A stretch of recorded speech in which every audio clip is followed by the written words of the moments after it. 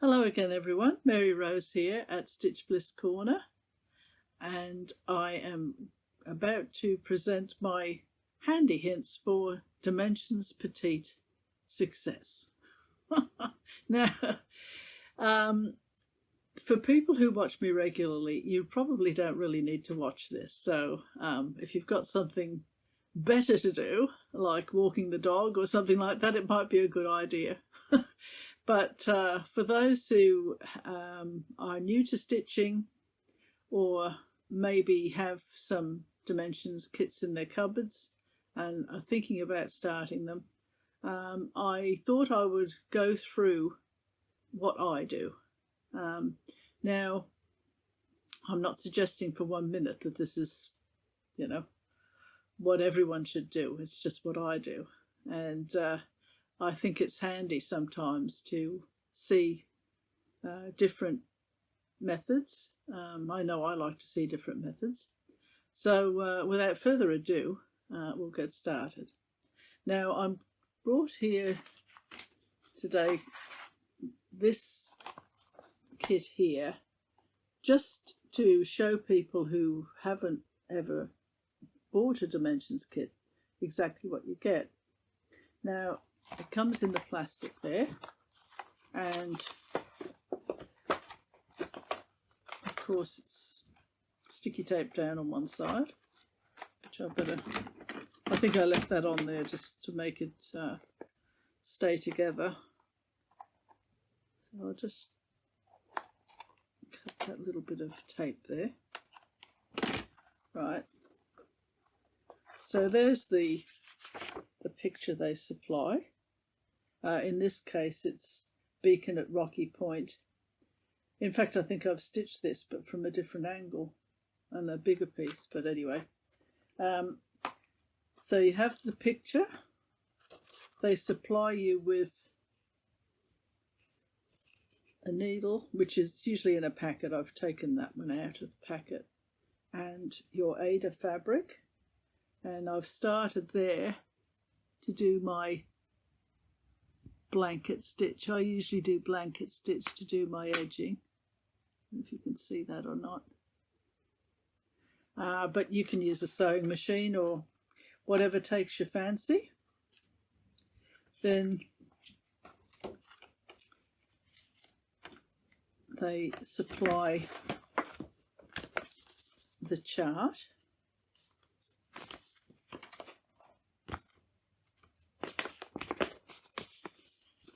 This is the gold collection, and instructions on there for people, and more instructions on the back. They congratulate you. You have chosen an exquisite design to spotlight your creative talents. As soon as you pick up the needle, hours of stitching pleasure and the pride of accomplishment are yours. Enjoy. Well, there you go. And of course, the actual chart is in here, and I'll just see if I can cover up the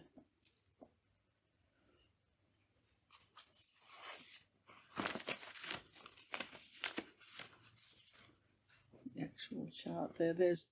It's all in one there, and the chart is just there. That isn't always how they come, but in this case that is how they've done it. Then you have your key to the stitches, the symbols and everything, and let's see what they've got here. Hang on a tick. Well, that's just telling you all the, oh, that's right, because the actual key is on the other one. This is just a list of colours. And then there are your threads that are usually quite long, and they're attached like that. And I'll show you how I prepare mine. I'm going to go through the whole thing. So there's the kit that has arrived that you're about to prepare. So I'll show you how I prepare mine. Now, the first thing I do is I get my Aida cloth out, or fabric. I go around the edge with blanket stitch to serge it, and then I mark the centre by stitching, basting a line down the fabric. So I'll just show you on this one, which is another one that I've already started. As you can see, I've marked the top with a T, because it's surprising how often you can pick up, you know, you do your first day of stitching and you come back to it, and especially if you don't grid, you come back to it and you don't really know which way up you're stitching, and you have to sort of reorientate yourself. But if you put even putting a safety pin in the top just to mark it, that's always a good idea, just until you know which way up it is, and then of course you can dispense with it. But anyway, so here,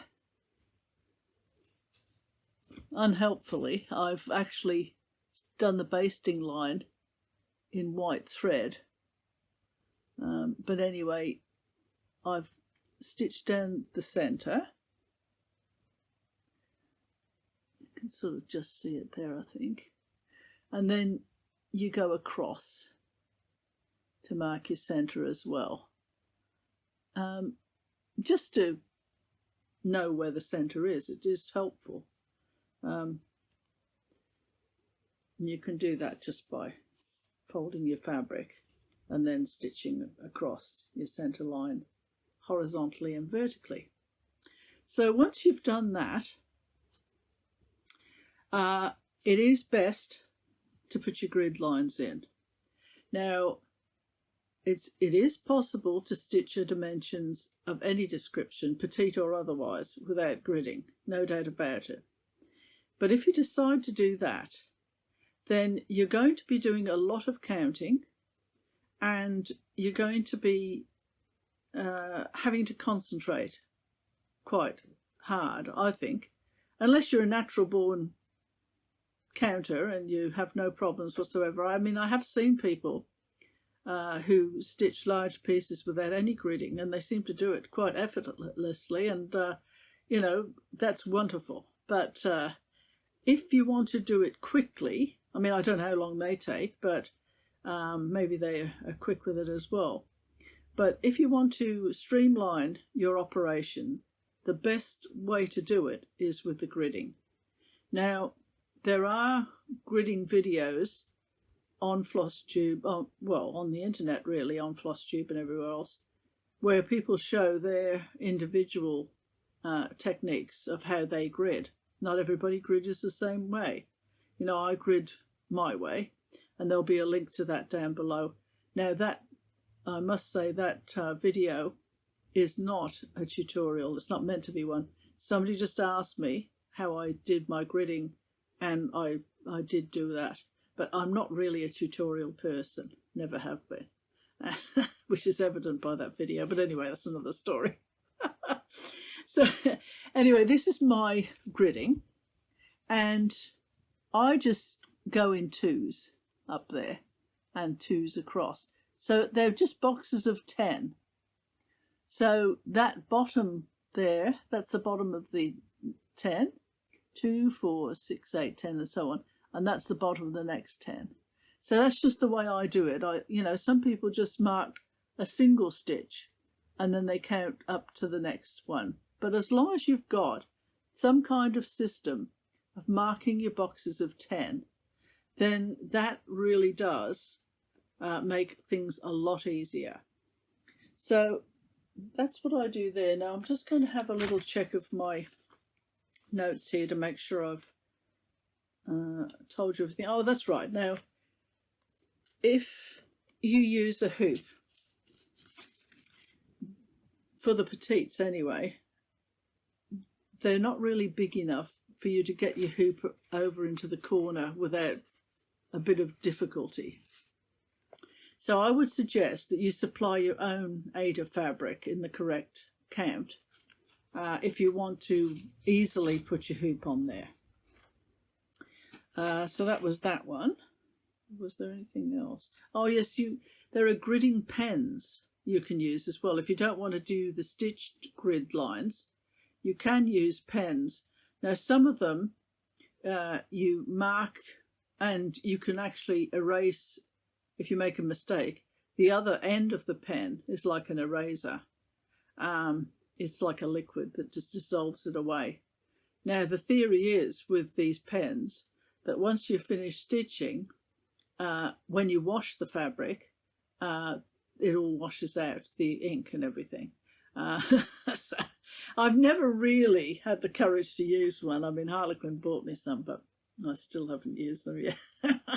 And the other thing is, if you have hand-dyed a fabric, well, of course, you're probably best not to use the pens because you can't really wash it to get rid of the pen lines. So now we are going to prepare the chart, and the way I prepare the chart is I keep the original, but I do 2 photocopies. One is to mark off the crosses as I go, and the other one is to mark off the outlining of when you've done your final stitch, your final cross, and you have your picture there and you're going to do all the outlining or the back stitching or the couching, whatever method you use. You can mark off your where you are with it on the photocopy. Now usually I do mine a bit bigger, so I usually have 2 sheets to stick together. I usually put the tape on the back if I can, because if I sticky tape down the front, well, the pen doesn't really mark too well on the sticky tape. But if you can just put your tape on the back to hold the edges together, then and just put a little bit of tape at the top and the bottom, that usually keeps it all together. Or you can glue it. I mean, gluing is probably better because then you can just put it together like wallpaper and you've got your continuous chart across. So yeah, that's usually what I do anyway. Now I always mark the center of the chart, and I also go over the grid lines that they have with a black pen. I'm going to show you that now, so you can see what I'm talking about. Now this is an enlargement, and I'm hoping that Dimensions forgive me for this because I'm going to show the chart. But it's in their interests anyway, because hopefully more people will do their charts if they are easier. So this is what you're met with anyway. I'll put just part of it in there. And as you can see, if you take that out and you look at it, it's very hard to know where to start, really. Now this is only half of the chart. Now there's the center line there, because I'm just showing just a section of it. And there's the, where am I here? Yeah, the center line there. And then we've got the other center line there. So I've marked, where have I marked it now? Sorry. I thought I marked that down. I must have done that. Oh, I did on the other one. That's all right. So anyway, that's what you're presented with. So this is what I do, because I think that's really quite a brain teaser there. I go over their grids with a black pen and a ruler, as you can see here, so that you can see quite clearly where the boxes of 10 are. And you don't get confused with all these lines everywhere. You've got your gridded fabric, so you know where all your squares are. You've got your center, which you've basted, and you've basted along here for your center. And there you see I've marked that with an X. That's the center of the design. Now I always start in the middle. And, you know, millions of Victorian women can't be wrong, because in the Victorian era, a lot of them did use hoops and they always started in the middle. I think it's better for tension as well and everything else.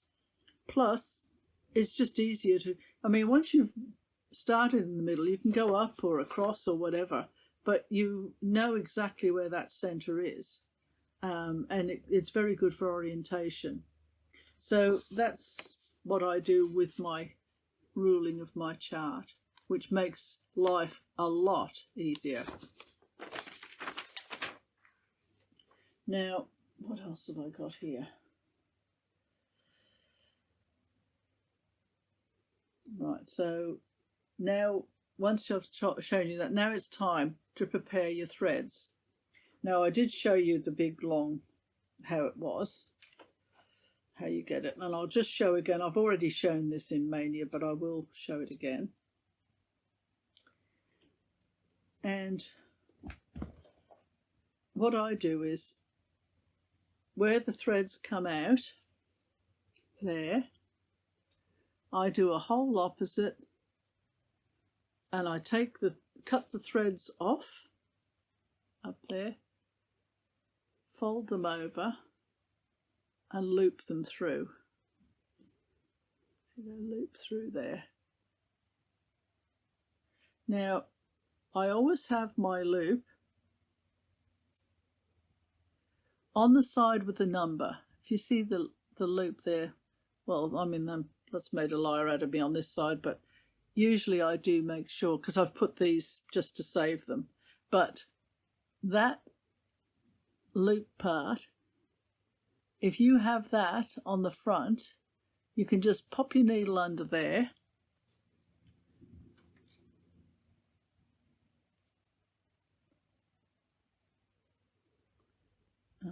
wait till I've got too many things here.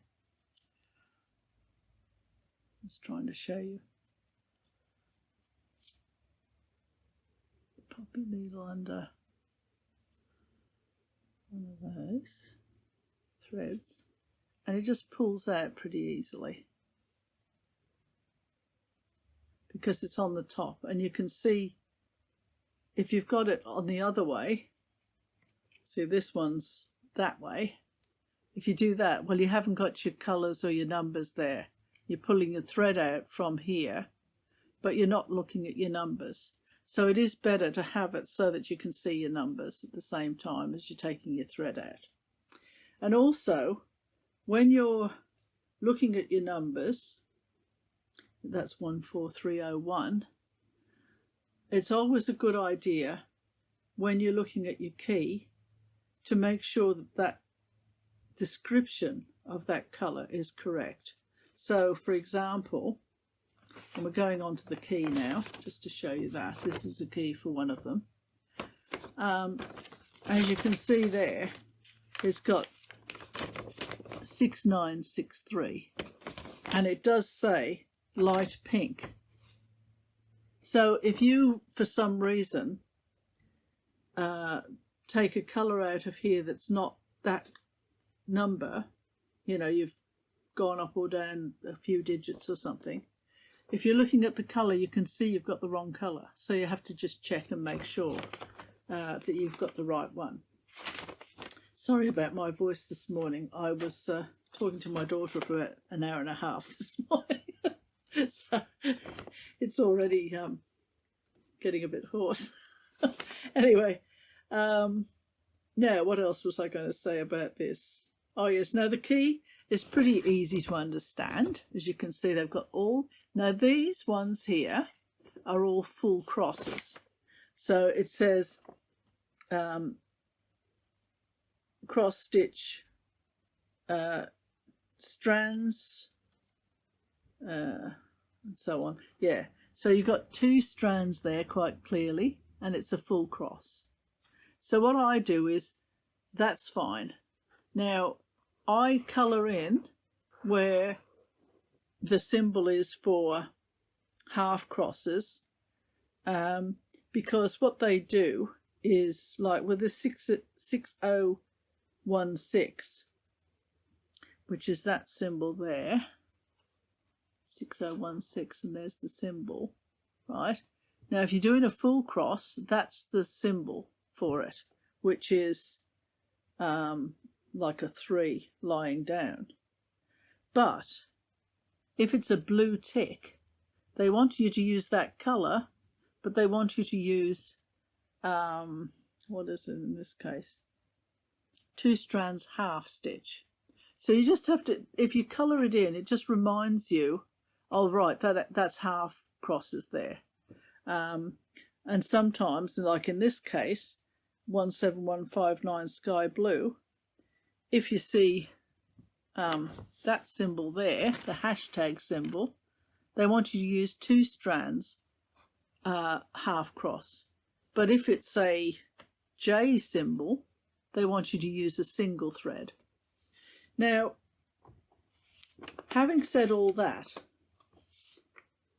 you don't actually have to do their suggestions as long as you're using less thread than, like if they're saying use 1 thread for something and you want to use 3, well, you're going to run into trouble because you're going to run out of thread probably. So, but if you're using less threads, you can certainly do what you like. I mean, I always do. I mean, I didn't do, with these ones for Mania, I did them exactly as the chart suggested. But normally, I do things differently, if I feel like it. So then, on this side here, I've just put that in there. These are blended threads. And that's where, if you see the plus sign there, in this case, they want you to use 1 strand from one colour and 1 strand from another. And when you've used your strand and you've got any left over, I usually put them actually in on the chart here to use again. So that's why I've got those holes there, because I just put the thread through like that. Okay, so that's about the chart. Now, was there anything else about the chart I had to tell you?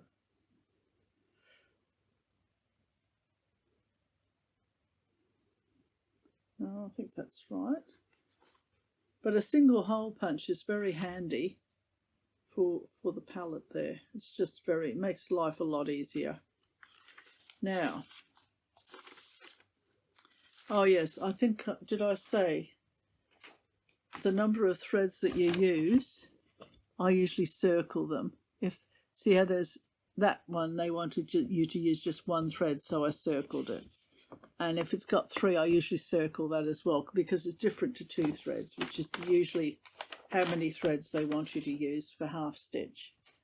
Sometimes it's 4 threads. It just depends on what the artist has suggested. Now, yep, done that. Now then,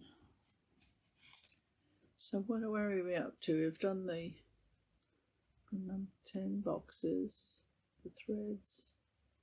Now, this is very important if you are doing a petite in particular.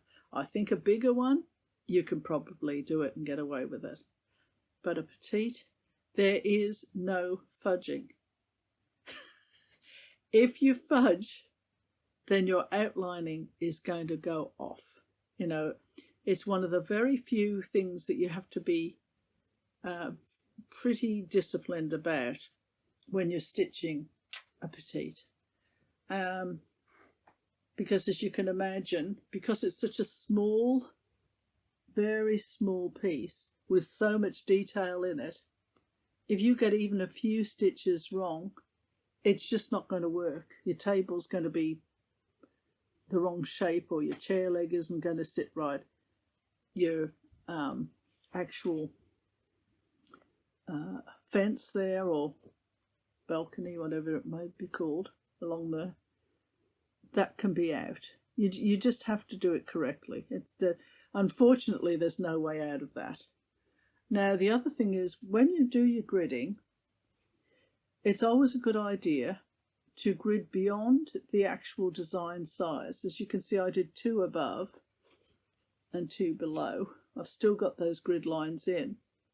Now, one of the reasons for that is, if you know, when you do your grids and you've stitched a lot of your work, those grid lines disappear because your stitching goes, you know, you pull them out as you go, so they aren't in there anymore. But when you've got these still there, if you get lost somewhere, you can use them for orientation and once again find exactly where you are on the chart by either going down with a ruler and across, and you know exactly where you are according to your chart, or you can do what I've done here. You can put some actual scaffolding in, I call it. I just stitch over the top using these as for orientation. I go across 10, 10, 10, and that's the bottom part of the design. That's where the 10 started there. And you can do it that way as well if you're more comfortable with that. And it straight away tells you where you are. So that's a really good technique. Now, Harlequin, he has suggested that with your stitching, you can use an iPad as well. You can take a picture of your chart, and then you can blow it up or, you know, and make it bigger, so that if you're a little bit wondering about where something is on your chart, because sometimes, well, a lot of the time actually, it can go over the top of other stitches, you know, the outlining. And if you've got an iPad, you can take a picture, or your cell phone or mobile phone. Wait till I just take a picture of this one.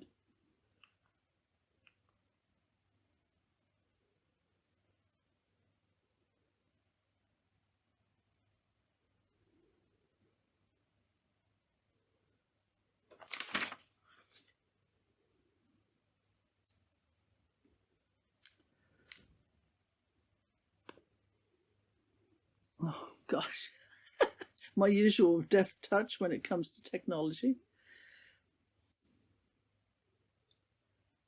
Usually run a mile from these things. Right, you can.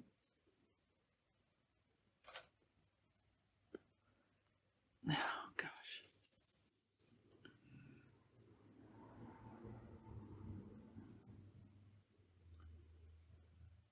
So, and see, you can make it as big as you like.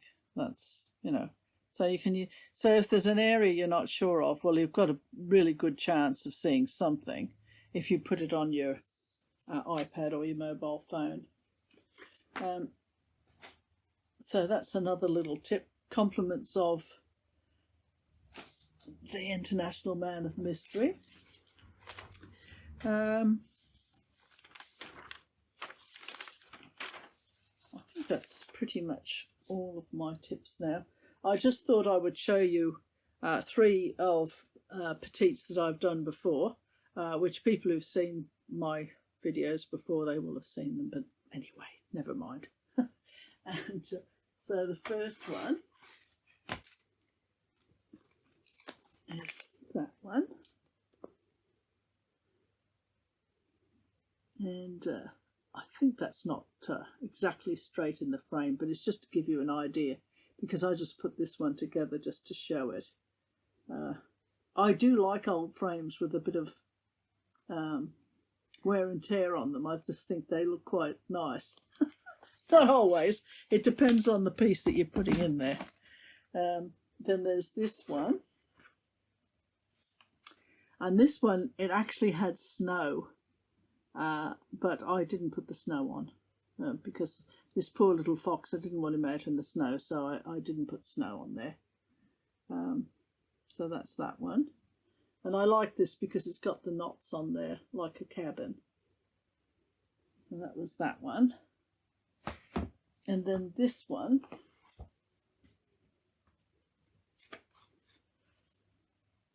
which I put against the red. And I thought this looked a bit like driftwood. But I've got this actually out of the frame. I'm just put it in there because I want to take it out and just show you something else as a suggestion. and that is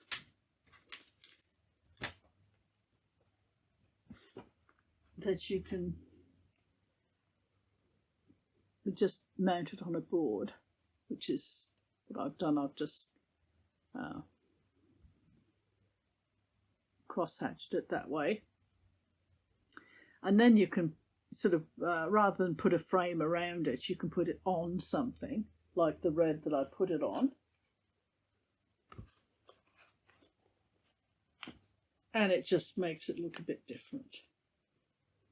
And it's also probably cheaper because you don't have to worry too much about, you know, getting some kind of mat for it or anything.